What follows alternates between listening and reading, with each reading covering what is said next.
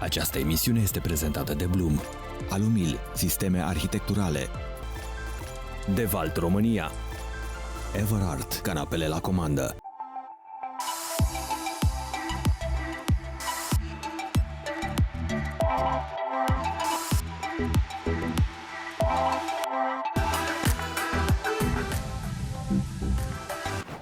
Viitorul construcțiilor nu mai este o alegere, este o responsabilitate.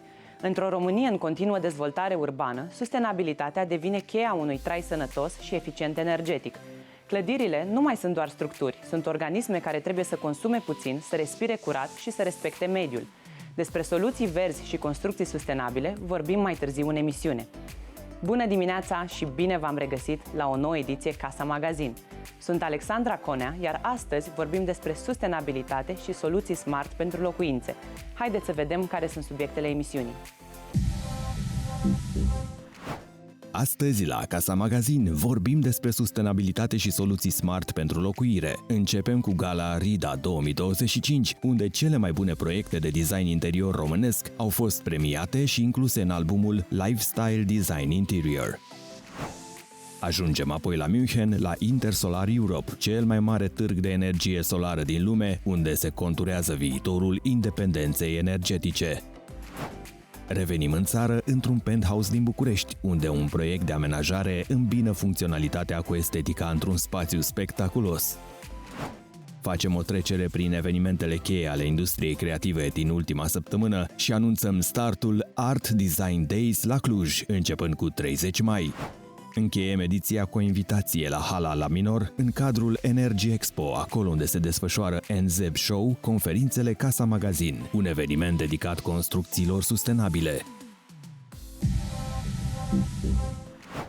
Gala RIDA 2025 a adus în prim plan cele mai bune proiecte de design interior românesc. Evenimentul a reunit peste 500 de profesioniști din industrie și a marcat lansarea albumului Lifestyle Design Interior 2025 cu cele mai bune proiecte jurizate de un panel internațional condus de designerul Karim Rashid. Gala RIDA, Romanian Interior Design Association, este unul dintre cele mai așteptate evenimente ale anului dedicat industriei designului de interior din România. Ajunsă la a noua ediție, Gala a reunit peste 500 de arhitecți, designeri, developeri, antreprenori din real estate și reprezentanți ai industriilor conexe. Vă sunt recunoscătoare că ați făcut efortul și ați ajuns astăzi aici. Mulțumiri deosebite sponsorilor care în această seară sunt alături de noi în cadrul acestui eveniment. Să știți că am crescut considerabil de la ediția de anul trecut. Suntem cu 150 de arhitecți în plus. Unul dintre cele mai importante aspecte ale evenimentului a fost premierea celor mai reușite proiecte de amenajare de către un juriu internațional din care a făcut parte și celebrul Karim Rashid, una dintre cele mai influente figure ale designului contemporan, cu peste 3000 de proiecte finalizate și peste 300 de premii internaționale.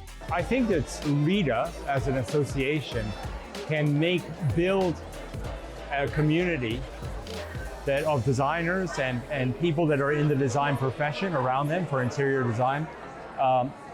I think what's important about it is that there's a community.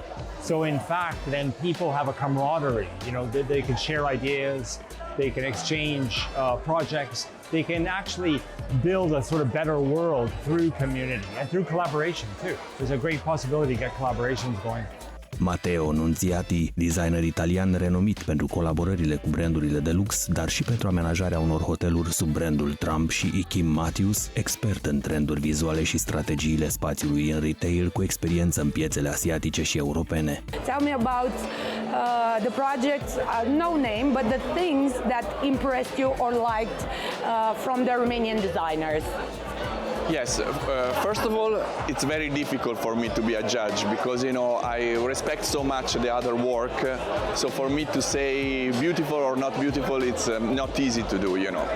But to be honest, I saw some project very beautiful, and the things that I like more, it's when a contemporary design it's balanced with a really historical palace.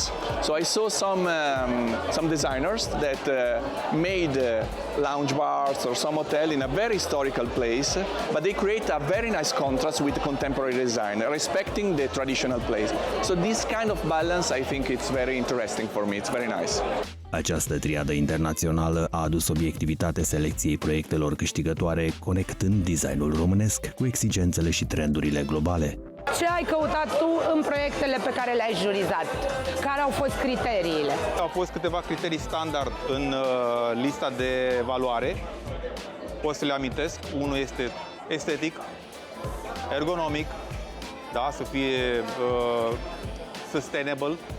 Mi-a fost greu să departajez pe zona estetică, pentru că fie erau la competiție pe nota 10 prea mulți ca să pot să zic, bă, ăsta e cel mai bun. Juriul a selectat dintr-un număr record de înscrieri cele mai reprezentative proiecte pe 3 categorii esențiale: rezidențial, Horeca, Corporate și Retail. Suntem foarte bucuroși să câștigăm acest premiu. E al 3-lea an la rând când suntem aici și reprezentăm vestul țării. E un restaurant dintr-o serie de restaurante asiatice. Este un concept foarte puternic. Este o reinterpretare a unui orășel chinezesc.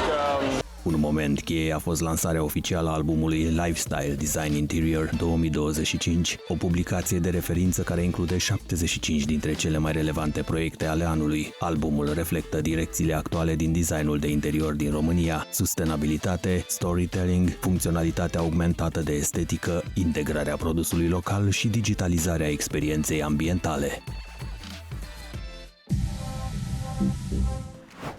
Intersolar Europe 2025, cel mai important eveniment dedicat industriei energiei solare, a reunit la München lideri globali și companii emergente pentru a prezenta cele mai recente soluții tehnologice din domeniu. Târgul Intersolar 2025 de la München a adus în prim plan o serie de soluții avansate de stocare a energiei, reflectând o tendință clară către eficiență, modularitate și autonomie energetică, atât pentru mediul rezidențial cât și pentru cel industrial. Unul dintre exponatele de interes major a fost un sistem de stocare modular destinat industriei, echipat cu răcire pe apă. Sunt sisteme de stocare pentru industrie, mic și mare, în exemplu și în partea asta de baterii de la 50 de kW până la 500 de kW. Ce face sistemul special? Are răcire pe apă, baterii modulare, plug and play. Cât poate ține o astfel de unitate sau cât timp poate alimenta? De exemplu, dacă rămânem în blackout, cum s-a întâmplat în Spania, ce poate să facă această unitate? Asta depinde de configurația sistemului. Pornesc de la ore și poate să țină și zile, în funcție de puterea bateriilor și sistemul configurat. O altă inovație notabilă este sistemul Aqua E232, care integrează până la 9 module într-un container mare, oferind flexibilitatea în alegerea capacității. Sistemul are o capacitate de 233 kWh și poate alimenta o locuință mare sau o mică afacere. It's not 100% water. We have a glycol inside. On the left side, you see it, is it slickly connected? Is it here? The energy, and on this side is the fluid for cooling.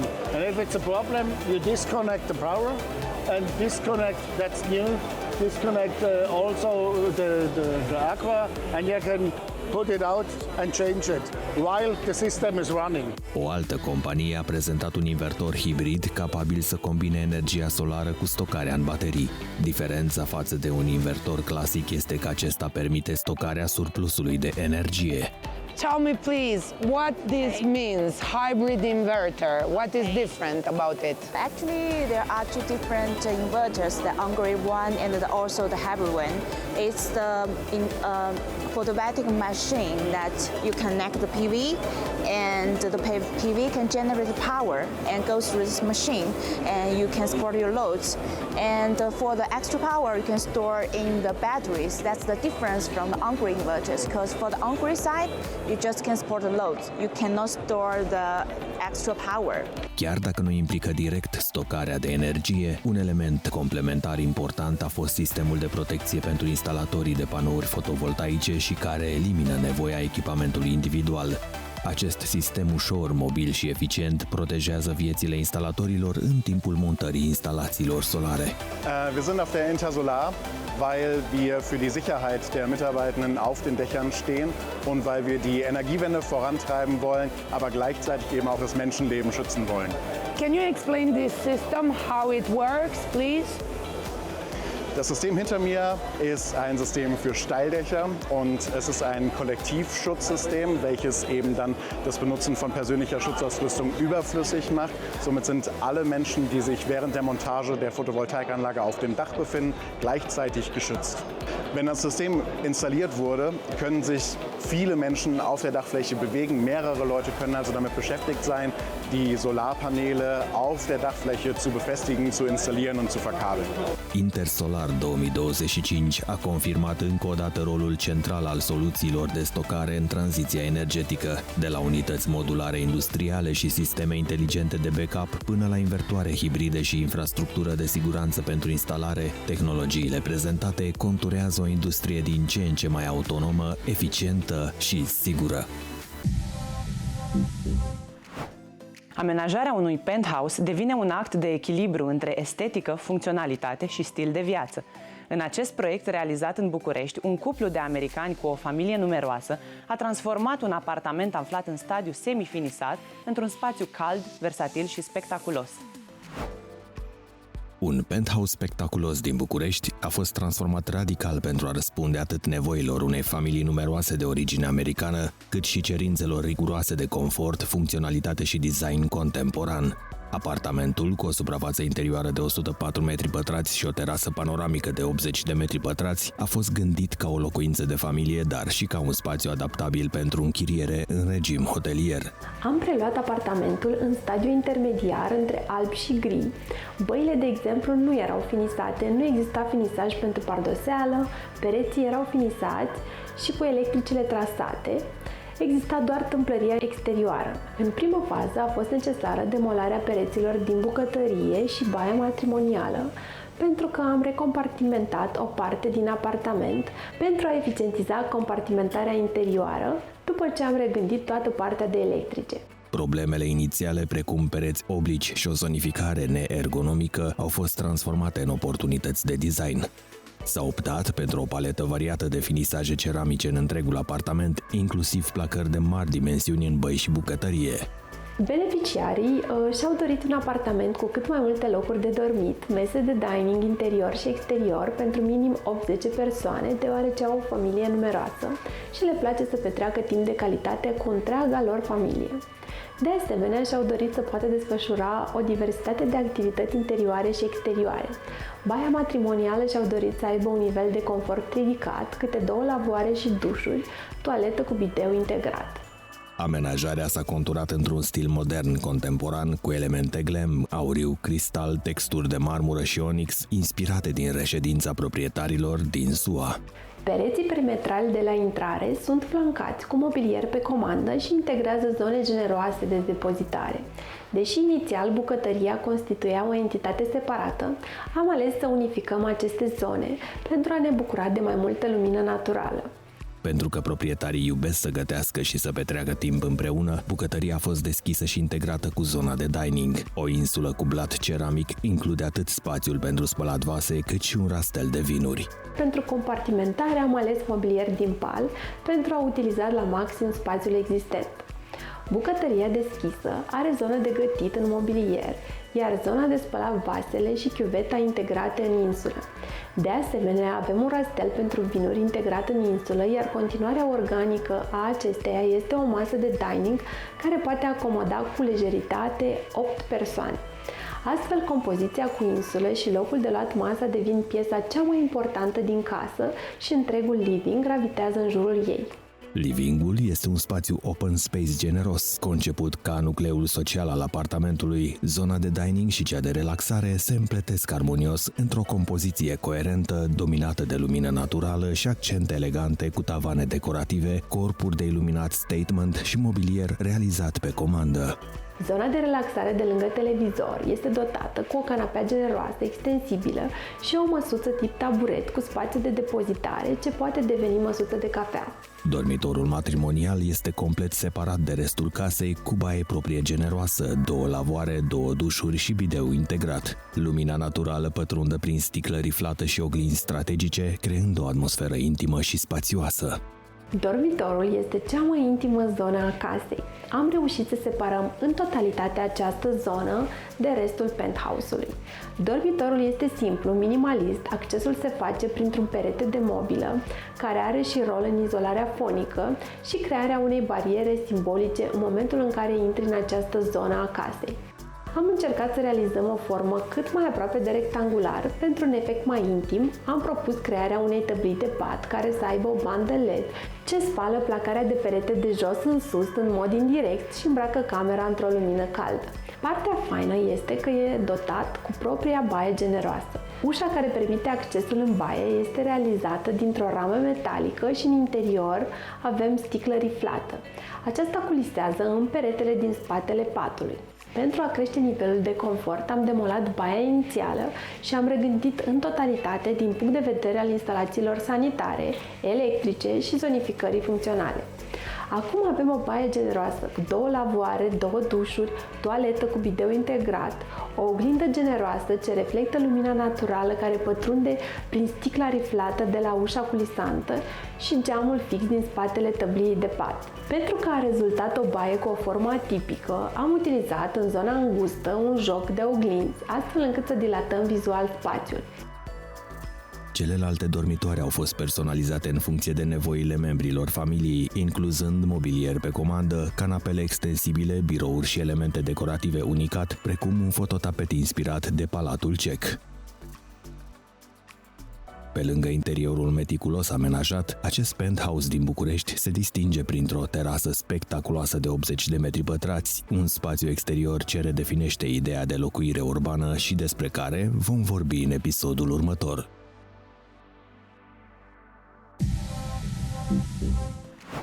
Săptămâna trecută a fost o perioadă plină de evenimente dedicate industriei construcțiilor, arhitecturii și a designului de interior. De la noaptea studiourilor de arhitectură până la târguri și expoziții, luna mai este dedicată industriilor creative. 25 de ani de meșteșug și atenție la detalii. În minutele care urmează vă spunem povestea evoluției mobilierului made to measure în România și celebrarea unui sfert de secol în care designul și producția de mobilier au fost duse la rang de artă. În cadrul săptămânii dedicate designului românesc, un eveniment inedit a atras atenția publicului și a profesioniștilor din domeniul amenajărilor interioare. O celebrare discretă, dar spectaculoasă, a 25 de ani de excelență în producția de mobilier bespoke și customizabil.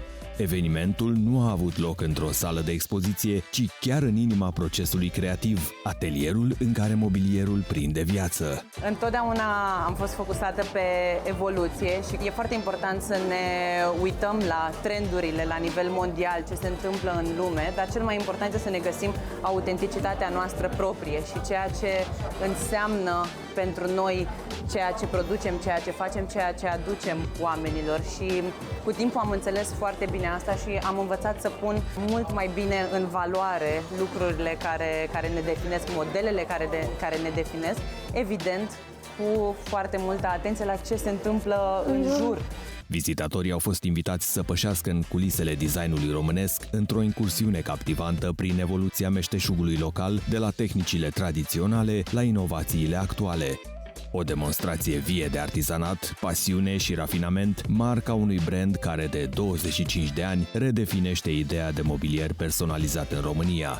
Urmărește în curând reportajul complet doar la Casa Magazin.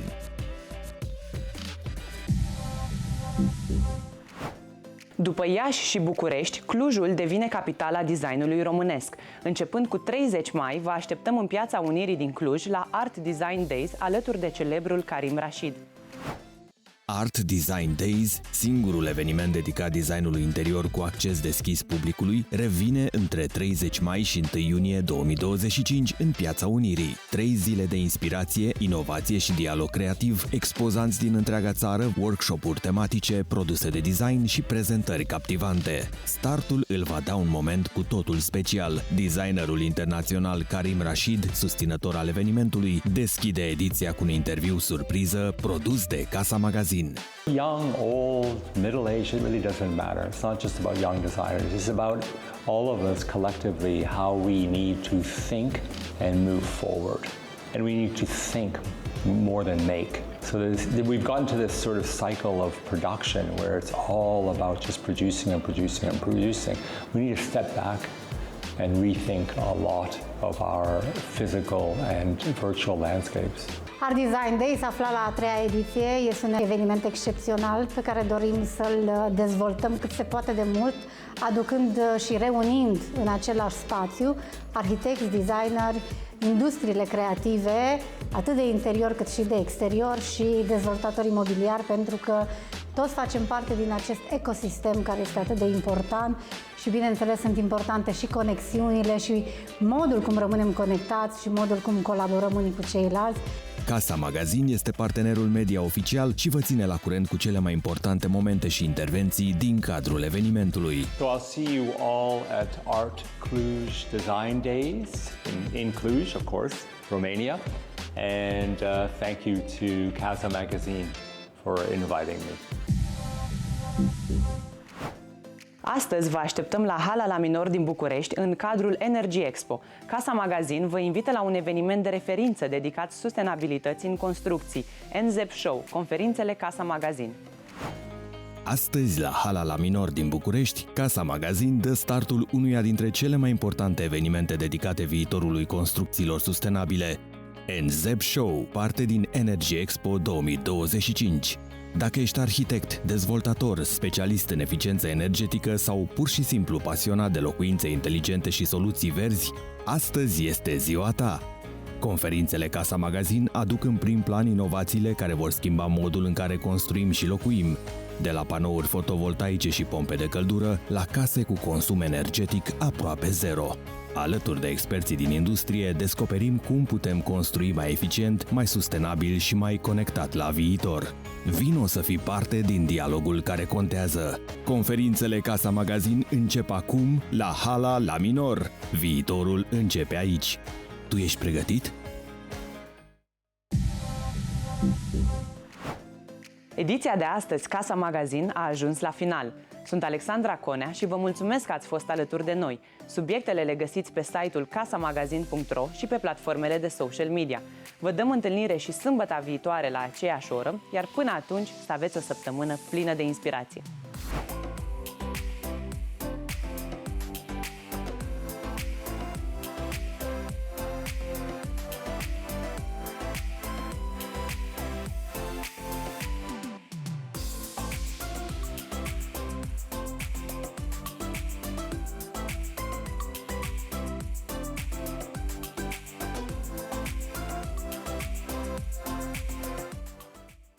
Această emisiune este prezentată de Bloom, Alumil, sisteme arhitecturale, Devalt România, Everart, canapele la comandă.